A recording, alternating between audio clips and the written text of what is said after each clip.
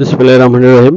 আমি এখন দাঁড়িয়ে আছি গাগরিনন্ডের নারায়ণগড় জমিদার বাড়ির পুকুর পাড়ের ঘাটে। এই যে পুকুরটা দেখতে পাচ্ছেন, এটা মূলত জমিদার বাড়ির পূর্ব পাশে পুকুরটা ছিল। এই পুকুরটাকে বলে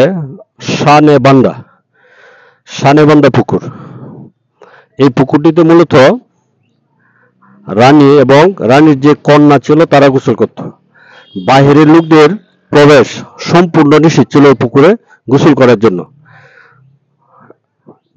এই জমিদারের অধীনে যারা প্রজারা ছিল তারা কখনো এই যে পুকুরটা দেখতে পাচ্ছেন, এই পুকুরটার মধ্যে কখনো তারা গোসল করতে পারতো না। কারণ এই পুকুরের মধ্যে রাজা, রানী এবং রানীর যে কন্যাগুলো ছিল তারা গোসল করত।